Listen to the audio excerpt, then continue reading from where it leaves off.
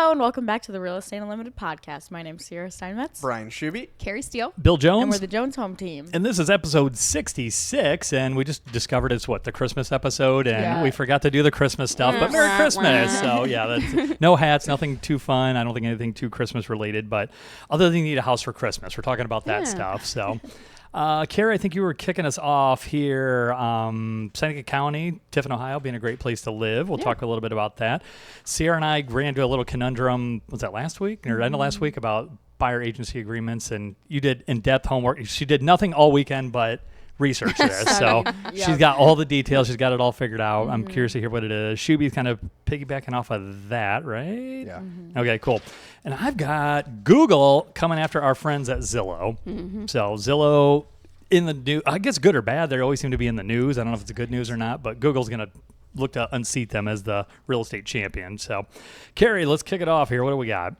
Well, beyond it being like negative 12 degrees today. Yeah, welcome to Northwest Ohio. Seneca County really is a great place to live. And so I want to highlight Seneca County and talk about what makes Seneca County special and why, if you are thinking about a move or a move somewhere and looking for a change, why this might be a good area for you.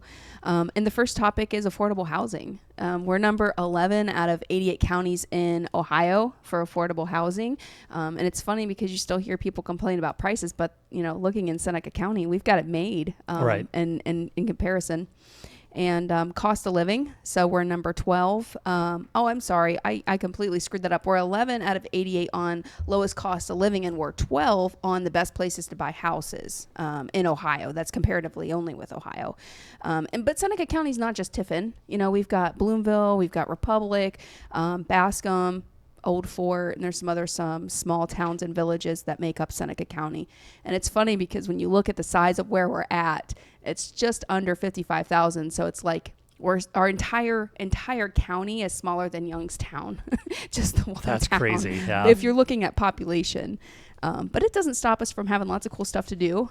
We've got ice skating. We've got Third Thursdays, which, we could go on the whole podcast topic about that. Yeah, we got a lot of stuff going downtown. Yeah. Gentleman that was just in the office the other day was remarking about that, possibly new to the area, how much stuff we have downtown. And it seems like there's always something going on. And I've always heard people say, like, oh, there's nothing to do. And it's like, have you looked at the calendar? Yeah. Like, have you actually looked at the calendar? So we have, Seneca County has a community calendar, and you can click on it. If you are a business, you can add your event to it, and it automatically broadcasts to everybody. So if you're a member of the Chamber of Commerce, they do a really good job about easily linking that together.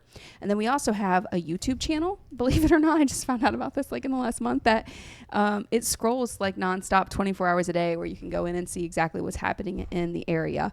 And some of the stuff's, smaller stuff like things that do at the library or places to stay warm or things for senior citizens. But there's also some really cool like nonprofit galas and, big holiday events and this parades. is just December. There's just look at a even ton just of the stuff, 15th. If you can't find something to do in Seneca County, you're not looking hard enough, because there's so much to do, and there's so many events, and there's so many wonderful things to support. Get out there and find, what do they call it? Fall in love with your town. Right. And I'll say a lot of it's very affordable or low cost. Or free. Too, or free. Yeah. Mm-hmm. Like, people love to say there's nothing to do. Like, we don't have a restaurant for every single culture and type of person. We don't have like nightclubs and all that kind of thing, but there are so many events going on that cater to, and they honestly, for a lot of them, I do feel like they try to cater to a lot of different age groups and audiences and stuff like that. We just had our whole Christmas weekend downtown where like I walked into Bailiwicks that Sunday, and there was literally a full sandwich board with every event from Friday, Saturday, Sunday going on. Awesome? And even Sunday, and it was kind of crappy out too. The weather wasn't great.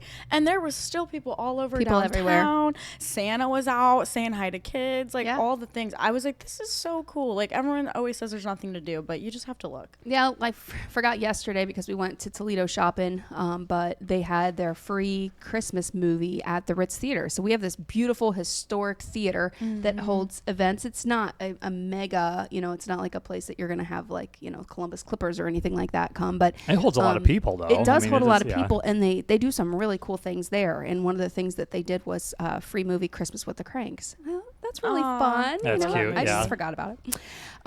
Crime. So going back to why you should move to Seneca County. So crime is relatively low, not only compared to the state, but compared to the nation.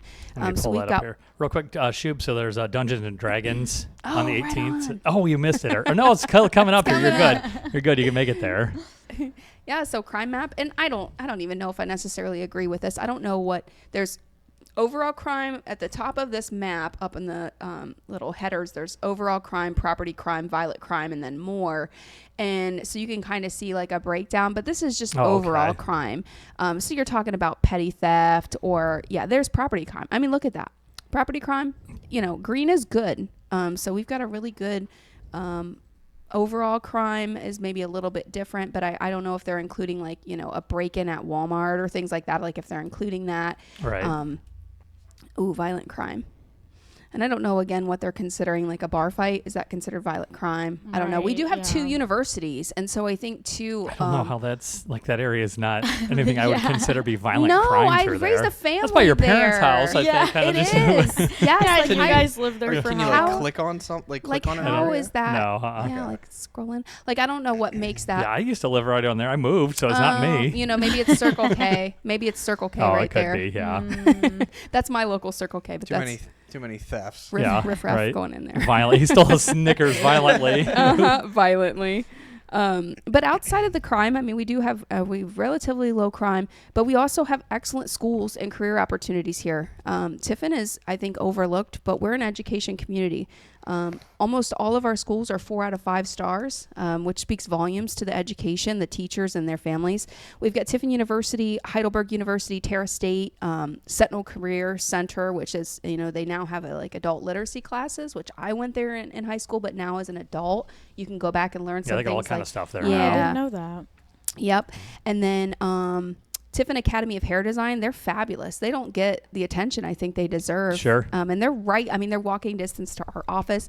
Fostoria Learning Center, they're doing something similar as what Sentinel is doing, where they're promoting adult literacy. So they're offering those GED classes and ways to get back into the workforce, maybe if you've been out for a while. So I give honorable mention to Owens Community College because they're just a short distance from us and such an amazing community college to have just in our neighborhood. Look at all of these opportunities. So again, if you can't find something to do and you can't find a job, that's on you, buddy, because there's so many opportunities here. You just have to open your eyes. Yeah, you have to have some personal accountability. That's a lot of people there's just nothing. Well, again, you're not looking, you're not trying probably. So, I mean, there's exceptions, obviously. Yeah, of course. We do have a really cool park, and the revitalization and the downtown development they're doing is just ongoing, and it's hands clap to them, because that's again what is making our brand of Tiffin and Seneca County grow, is just having the movers and the shakers and the people who are willing to reinvent, okay, this was great, but let's make it better. Right. Not reinvent the wheel, but, to continue to make it amazing. We've got Court Street, Frost Parkway, the East Green, our parks and recreation. We've got pickleball. The volleyball courts are always full. Yep. I've talked about that on the podcast before, but those are the types of things when you move to a town, you want that really cool park to take your kids to play at the playground. You want to be able to take your dog and exercise them at that park and make those, relationships. Yeah, you don't have to worry about getting killed or kidnapped down at the park or anything like that. Yeah, that's not at all. Unless you're talking to my wife, then everybody's off. Every van's a kidnapping van. So I mean, when you have littles, yes, it's just better to err on the side of caution. You saw our crime map, but I think too, everybody looks out for everybody, and even if they don't say it, they're watching. Yeah. Sure. Tiffin is a very established community in that we've got a lot of aging seniors, and so you've got eyes and ears where you don't even know you have eyes and ears. So that's nice to know.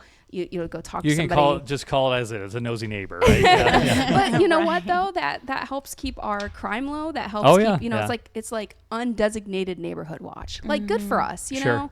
It's annoying that they, might cut the flower and throw it over your fence, but right. That's growing on my side of the fence, cuts and throws it over. But that's why I live out in the boonies. Nobody can turn me in or report me, I guess, except my cousin neighbor. Cousin neighbor. So yeah, that's my little highlight of Seneca County and what makes Seneca County special. And I think sometimes, especially this time of year, and it's coming right after we get out of this cheery holiday season, it's going to be like, dude, Ohio sucks. Yeah. January is just like January, February, March, April. It's like, okay, find those things to do, because I know the chamber puts on this really awesome ball in the Casino Royale in February, and that's like something really cool in February, March, something to look forward to. It's, all the people in Seneca County, influencers and everything like that. So just some things to look forward to. It's like the little things too, especially with the revitalization. Like, I remember when they put the Laird sign up, the big sign that we have on the building now. I don't even remember when that was, but I remember when it went up and so many people were like, oh my gosh, it looks like downtown Cleveland. It's cool. Like, it's cool. Like, we're not trying to be a big city, but it's just, kind of rehabbing, restoring those types of history that we've had for so long, and making it a little bit flashier so that people want to be down there. They want to see what's going on. And I think that's really important. Yeah, I love driving downtown and seeing the lights. It doesn't matter if it's Christmas time or July. Yeah. And they put the the window flags decorating out. and everything for all the shops. It makes it charming. It makes you want to stay here and live here. Yep. The flowers and the lights. A lot of volunteer stuff too. People in the community just throwing in and pitching in. So I know. See your parents out there watering flowers and your sister weeding the gardens and making everything look good, and that's making me feel bad for not helping them. So, well, we can appreciate what we have here in Seneca County. So, and as being a downtown business, we participate in just about everything that goes on. So a lot of the businesses do. So it's fun. Cool. All right. So it's thumbs up. What did we do last week that we screwed up Ends on? are out. My ends for 2026. Seneca Two thumbs County. up in Tiffin, Seneca County. So I learned a new game. So we'll apply that to everything. If you guys couldn't tell, Bill was a little confused about my game confused, last so. week. I don't know. I was so sick. I wouldn't. Carrie wasn't there. You weren't here I've for it. still got- I destroyed it. Got my singing voice. Sierra's now. I got that literally raspy she cigarette literally yelled voice. at us, stopped mid-podcast and scolded us. for I not did not. playing her game Carol, correctly. you would have loved it. I would have, man. They to be did a not fly on the wall. understand the vibe. No, we at did all. not. It was supposed to be a quick little rapid fire. They were not. Quick They rapid fire. They weren't. So if we got time, I got a fun little video, rural versus suburban. So we'll see what Tiffin applies to. So we'll add that at the end if we got time. So all right, who are Sierra? All right. Yep, I'll make mine quick because I know Brian's goes into mine. But Bill and I were discussing this because I got a new client last week, and he was talking about wanting to go look at a house. So I brought up buyer's agency agreement, whatever. I was like, I'll bring the paperwork with me. We can discuss, but we have to have something signed before I'm going to show you the house. And he was like, okay, no problem. I was like, have you signed anything like this with another agent? Just making sure, because I don't know this guy. I don't know if he's worked with anyone recently or whatever. And he was like, and I'd already talked to him before that and asked him the exact same question. Yeah. He's like, well, I bought a house, but it was a while ago, so no, I'm not tied to anybody. I'm like, okay, great. So and then in our conversation, he said it was like within the past year. So then my ears kind of perked up, and I was like, okay, like I was like, do you know if your contract still applies? Like when that was supposed to expire, yada yada.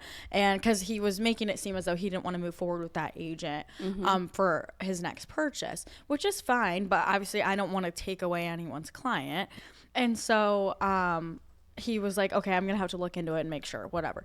So like then we were discussing, because usually in the purpose portion of the buyer's agency agreement, I usually write something along the lines of like to purchase a residential home in the Northwest Ohio area or wherever they're looking, like somewhat broad, but still specifying what's going on. Now the caveat is that the wording is to purchase a home.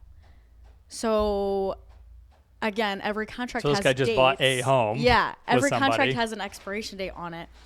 But like if they buy a home, what happens to that contract then? Because it was only specified to purchase a home. So you're saying like it's to be a buyer's or a like a seller's agent, you mean? No, so you have a buyer. This guy has a buyer representation agreement with another agent. And he bought a home. Had bought a home. Yeah. So Yeah. then we're like, okay, is he still subject to that? Does Because it still apply? Are you confused? So I think what they're saying is he had a buyer's agency agreement in place. Yeah. He Buyer rep bought agreement. a buyer rep agreement. Yeah. He bought a home. Does that previous buyer agency agreement expire, or if the still went on through deadline on February. it was for another year, does that same agreement still apply on the next That's purchase a good of another home? question. Right. And I tried to do some research, but truly there was, even from like NAR site, the Northwest Ohio Realtor site, there was nothing definitive, and I don't know if I was using the right wording to try and get what I needed. It's kind of a convoluted question, but I couldn't really get any information in terms of like how that shakes out. So say their agreement goes through the end of this year, but he purchased a home with that agent. Right. And the contract only says to purchase a home. It doesn't say to purchase homes. Many homes. Yeah, purchase multiple homes. So now obviously this guy's like an investor, not just a traditional, like I'm a residential home buyer. I bought a home for me and my family. It's someone that's obviously looking to buy a lot of properties. So is that a call to the state? I think too, I thought about it then too. I think we would just, if there is question, need to see a copy of that agreement, which hopefully you should have. That agent should have provided that and kind of see what that language looks like. Again, we're not trying to step on anybody's toes. If they're subject to another agreement, we're not trying to get in between that. Right. But if this guy was done with that agent, he wanted to move on to somebody else. So I feel like they if can he's fire. an You can investor- like fire, or you can let go. Correct, but he would still need to get signatures. They would have to do the amendment version. you got to remove yourself from that Yeah. rep agreement then. So if you got to buy a representation agreement with that agent just because you went out doesn't necessarily mean you're released from it. Yeah. That's how people act most of the time. Nor do you want to stir that pot if you don't Sure. have to. Right. But I mean, what agent? I'm sure there's some, but if you go to that agent and say, "Look, we bought a house. Thanks for your help. I'm moving on to somebody else." I can imagine an agent like, "No, we got this through February. You're stuck with me, pal." Like, how miserable of a transaction is that going to be? So I'm sure there's agents around. Oh, I'm sure there's some that'll do that, but. So I don't know. So there really was nothing. Not anything I could find that even like really touched to the scope of that. The Google AI that comes up when you run a Google search now had one little paragraph that said, generally, yes, an agreement ends after the home is purchased. Yeah. But see, that's the way, if it's me, I'm looking at it like that and it says to purchase a single family home, I guess it would be under my assumption that once you were able to successfully help that client purchase a home, that contract would terminate. But I guess it still does have the deadline, so I'm not sure. Yeah. I think it goes for both things, and I think you've completed the purpose of that contract. Depending on what it says, if it says a home, a single home, a residential home, and investment property, I would say yes, that site's completed. But then there's the other side. That's the time frame. I was going to say previously is if it's an investor looking to purchase multiple properties, and that, I guess I would put to purchase investment properties plural, I guess, and go about it that route instead of singular. I agree. Yeah, I think that's just something that has to be specified then that way. Because then if you think about it too, say you have a client that is going to be purchasing multiple and they purchase one with you, does that buyer's does that still carry through if they purchase another one with you in the same year? Yeah, can you still use the same agreement? Yeah, or do you need a new one? Yeah, the devil's in the details with that. Depending upon how, if you write it like you suggested, Brian, investment properties in Northwest Ohio for a 6-month, a year-long agreement. I think that's multiple properties over that entire term. But most single buyers, you're going to put, I'm going to find you a home in Northwest Ohio, residential home. And I'd say once that's completed, but I don't know. Yeah. I guess it's still also pretty new to all of us yet. I'm not sure. It's our first one. We were both like, I'm not sure. I don't know if that would be applicable or not. And I couldn't find definitive evidence from any reliable source stating one way or the other. And I feel like it is mostly just like read your contract, know what your contract says, and like even that might not be it's clear not going to be clear. Exactly. This whole thing hasn't been super clear since like from the jump, but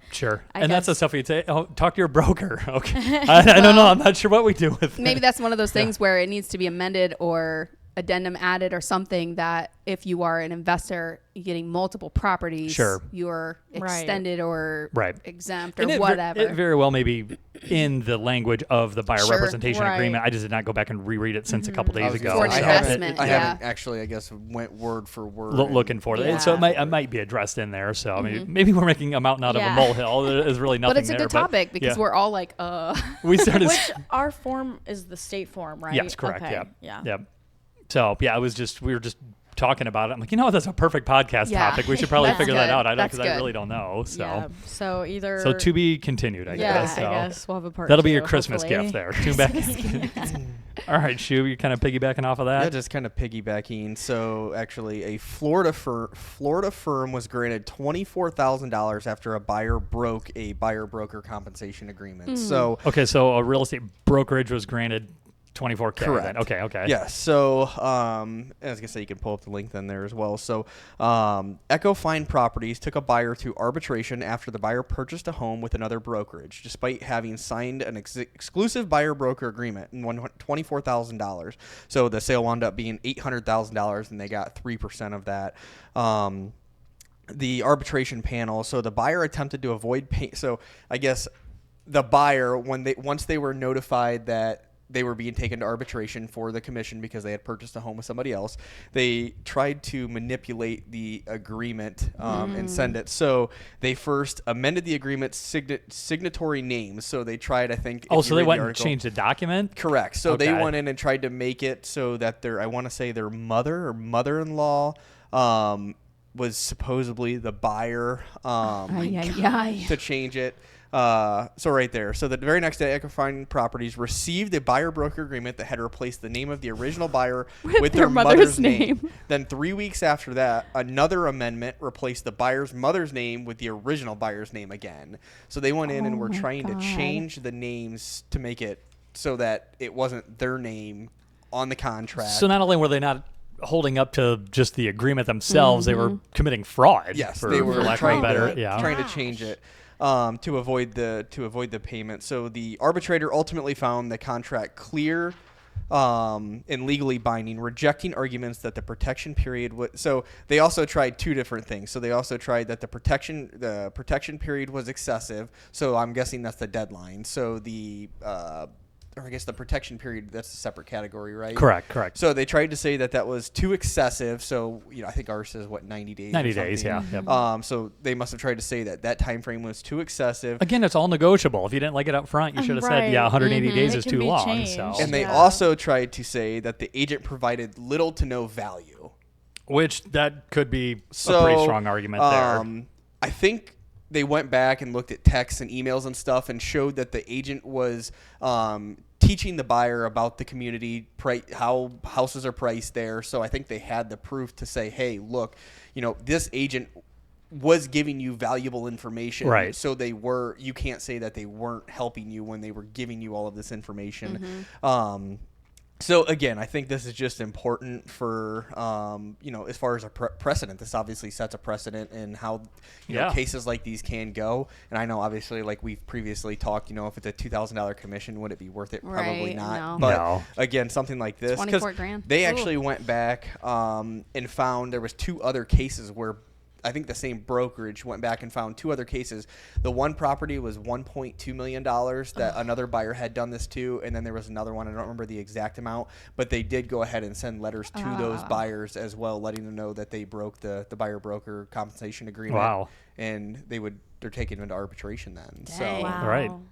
Which a contract's a contract. You know what I mean? Everybody, even buyers in our area have done that. Just whatever. I'm like, no, you are obligated. There's both ways. The agent's obligated to you. You're obligated to them. So I think that's also important for the agent because obviously, as an agent, you need to be educating these buyers that once you sign this, there are consequences for your actions. If you decide to go break this, this is an option then as well. Right. As much as you hate to talk about, hey, if something like this happens, because obviously, again, from a buyer's standpoint, that would make you probably hesitant to want to sign something like this. But, absolutely. But the agents also too need to be accountable to where, because there were so many of them when that first happened. I hope they're still not doing this. They were sending documents out, and it would say, it just buried in there would be that buyer representation agreement for whatever percentage for X amount of days then. And at that point, it's not like, I've got you know what I mean? I provided no value, but whenever you buy a property, you're going to pay me a commission. See, I think that goes back to, again, being able to show, texts, emails, whatever.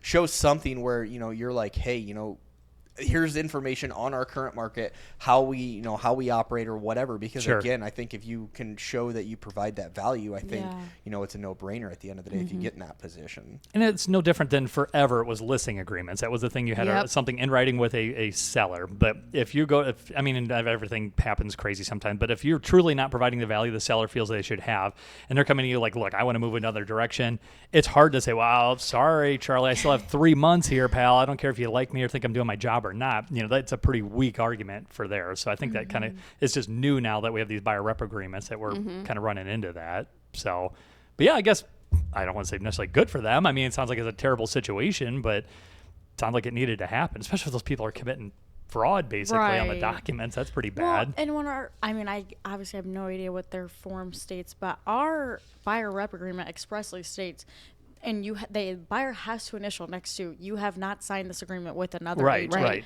Like, you know what you're signing up for. And like you said, the agent should be educating their buyer on the fact that if you have signed this with someone else and it's still valid, that can be a problem. Mm-hmm. Right. But at the same time, and kind of like what you did, it ultimately, that agent needs to do, if they're not sure, do your homework and make those phone calls. If they're like, hey, I did sign one of these, I'm not really sure what it is. Again, do your homework and try to find out what information you can. So that way, if an instance like that happens, you can at least go back and say, hey, look, I made phone calls. I tried. I couldn't get the information I needed. So I got to do what's in the best interest of, my client at that time. So. Right.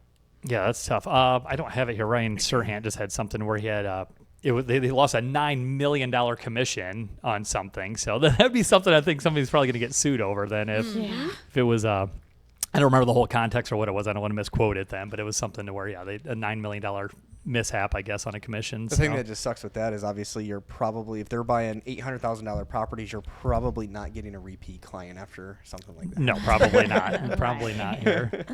Well, and I was going to pull my screen up, but my computer is currently frozen, so I'm just going to have to get into my part here then, too. So I did have something I was going to share then. The article we looked at a while ago where Tiffin was on the top 50, or specifically 44883. I think it wasn't necessarily Tiffin, but that's where we're at, was in the top 50 of the entire United States as top searches, I think. Didn't necessarily mean we're like the top, like the hottest zip code or something. So the most searches, which again, I give us credit for that. Just so we did a great job marketing homes. Everybody's looking here, but it sounds like it's a good place to look. All right, cool. I just want to jump into Google coming after Zillow if my computer would work, which it's not. So I'm just going to have to read from the screen here. Sorry. So what's happening? Zillow stock is, I don't know if any of you guys own Zillow stock. I don't know, but it's apparently in the tank today because Google's come out and said that they're basically going to look to replace Zillow and in short then. So since Google already controls a lot of the mind share, or I guess as far as like the search, like Sierra's searching for things, I'm searching for things. What do you go to? Usually Google. I think you go to DuckDuckGo or something weird probably, but no. But that's the giant, the 800-pound gorilla. So Zillow currently is the big dog in real estate. They're way bigger than Realtor.com. They're way bigger than Homes.com. I mean, it's the truth. They might be fantastic sites, but Zillow's the go-to for the consumer. But everybody goes to Google to search anything. You probably start your search here. I'm looking for a home in 44883. I'm looking for a home in Tiffin. I want to move to San Francisco. You're probably going to start on Google, and where does that go? So Zillow, Zillow stock is down 10%. This was earlier today. It was down 10% today, which is a huge market cap company, which is a big move.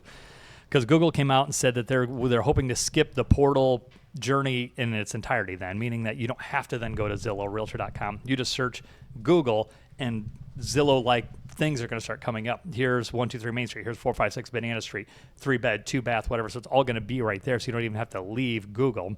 You can view listings, filter by bed and bath, request a tour, connect with agents in under 15 minutes. So not only are we going to have to be Zillow Premier agents now we're going to have to be Google whatever agents. We have to come up with some fun word for that. So this is a direct target at the Premier agent, and their revenue model was Zillow then. Yeah, So you're going to be I don't know what you're going to do with that. So it'll generate buyer leads, routes them to top-rated agents, which again, top-rated literally says in quotes top-rated. So right now, if you go to ChatGPT, so whoever pays the most money. Yes. That's exactly right. Yep. So top rate is going to be whoever is got the biggest checkbook or willing to pay at the time then. So if you go to ChatGPT right now, and then this is a whole different model than just Google, I guess, search best agent in Tiffin, Ohio, Seneca County, whatever. None of us come up. Not one of us. Like people from God knows where. Not even Tiffin. Not even Tiffin. Or some of the agents, again, not to disparage anybody, some of the agents you would not necessarily consider a top agent in Tiffin. And it's like, how? What criteria are you I basing don't know. I have no idea. So none of the top performing agents would that be,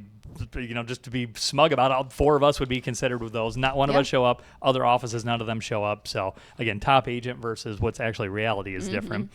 So then the question is, the MLS sourcing. So this is where Zillow got in a lot of trouble then too. They were pulling the big argument agents didn't like Zillow. We're putting in all this work. We're putting the pictures in, getting the description. We're securing the listing. Yeah. And then Zillow's going and monetizing them. Well, since then, Zillow became a real estate brokerage. So they are now no different than us. So they are a brokerage. They belong to the MLSs. So the MLSs have to provide that data. They can put it on their website just like we can. So Google currently is not a real estate brokerage, not that I'm aware of anyways. So they're pulling this data from where? So it's going to turn into the same thing. Are they getting it from Zillow, Homes.com? Are they getting it from your MLS data feed? Where's all that coming from? So they'll have to navigate what that looks like. Goldman Sachs came out with an opinion and said, Goldman Sachs says, not today, but maybe tomorrow, Google will kick Zillow out because they have such a first mover advantage here. They're really in front of everybody with that. So then they say Zillow is still mostly valued as a growth company. So they're not necessarily Zillow. It's like ChatGPT. It's valued, for its future potential and its innovation. Not necessarily because ChatGPT loses money today. They're borrowing money to build a big product, so it's considered a tech company. Zillow's still in that bucket then, where they're not making enough to be considered just a value company. So agents should not ignore this. Lead costs could change. Agent rankings matter more. Reviews, response times, conversations, speed becomes critical, which I think is speed of lead. That's always been the thing then too. But we as agents, I guess now need to look at how are we positioning ourselves. We all have Google My Business pages. We all try to get reviews. We try to we probably need to start adding more to those. Like we post stuff on Insta and Facebook and things like that. I can't remember the last time I went and posted something on my Google Business page. I think you do an okay job with that, don't you?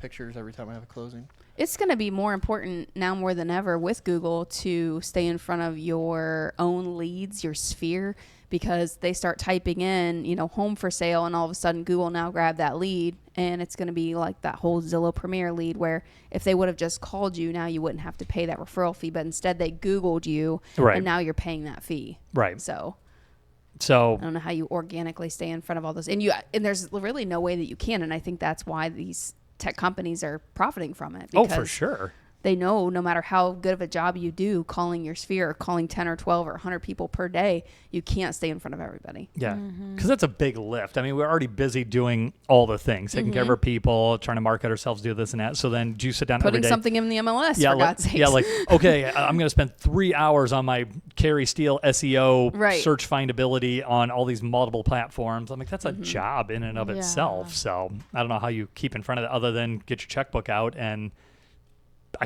pay somebody to do it, or do put it me as yourself. a top agent in town. I don't know how you get around that. So, my computer's just an absolute mess right now. So I can't pull my other thing up here. Then too, I was going to show you that, but so I guess just something to pay attention to is Google is. I don't know if they came out and directly said we're gunning for Zillow, but the article is a Yahoo finance page, which currently has my computer frozen. So don't go to that page, but it's full of ads. But that article made it sound like they're directly coming for Zillow. Whether there's a lot of people coming for Zillow right now. Yeah, they're in how many Zillow's lawsuits? Oh my God. Yeah, and if you think about it, some Bill of them Jones included.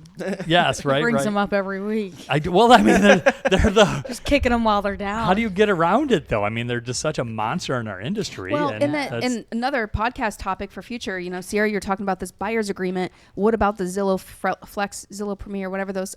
They're saying, you got this lead from me 2 years ago. Now you're going to pay me for the, once you already bought and sold and paid that commission, and now they're your sphere. Well, they're no longer your sphere. They still belong to Zillow. So now you sold them a house a year and a half later and you go back and get another house, now you're still paying Zillow. And it's like, wait, what? We already we already paid that. And so that's one of those lawsuits. It's like, how long do they own that lead? That lead, which we're, thank goodness, not in that program. But there's a lot of agents that are in our, I'm not naming names, but there's several top performing agents in Northwest Ohio, big numbers, but they're all from those Zillow Flex programs. Yeah. So, which again, it's one of those, do you want the business or not? You have to pay a referral, but that whole tie-in for multiple years. And it's like, how do you and you don't know, and then you're spending that on marketing, advertising, whatever. That would just be a nightmare to even keep track of. Oh, trust me, Zillow's keeping track of it. They'll keep track because that's money. They can hire somebody just for that. Yeah. I'm sure they are. Multiple people. Yeah, they probably have some big AI bot that just watches everything that Bob and Nancy do, and whoever Bob and Nancy are. Hopefully, love your house, but but yeah, I think they come back to you and say, "Hey, you sold them another house," and that's wild. But then people just play games with you. Refer that to someone else in your office, but I don't know what those agreements look like then too. I did see a whole article on that. Was just people say you're a flex agent. you would never do this, Brian, but you're a flex agent and you're referring that to Sierra, hey, go sell this person a house because I don't want to get boned with this 40% referral fee then. So, but yeah, shouldn't do that. Don't do that. Don't play games. Not good business. I'm sure there'll be a lot more to come for that. That's the first I've seen anything of that was this morning. It was like a 3-hour-old article was Google. But they've also, I can't get this to pull up here. So if you're not worried about that, I think to your own peril, because what else has Google done this with? Shopping and I can't get the article to come up here. But everything else Google just owns right now then too. And now that they have the big AI plugins, I think it's only going to become more of a monster then too. Have you tried to shop on Google recently? Like type in, so when you type something in, like I'm looking for white Nike socks or something, and then you click on shopping, there's all these little squares now of a picture of somebody, and it's like third party. It's not like Kohl's, Target, Walmart, etc. It's like Joe Bob on eBay or whatever. That's selling like whatever. Weird. And I'm like, what is this? This is not the shopping experience I was hoping for. No, but I think they're trying to broaden. I'm sure they are. They go everywhere they can. If they have the one-stop shop, everybody's already going to Google to do everything. Yeah. Why not do a house? And their big brother, they have Sierra goes, looks for a house, clicks on, I'll click on this 123 Main Street. You better believe they're going to track and measure every time she gets on Google. They're going to start throwing 123 Main Street back and forth. Oh, you still looking for a home? You need a mortgage? You need a home inspector? So, yeah, they'll monetize everything on that. So, all right. So we're talking, I think this might work here.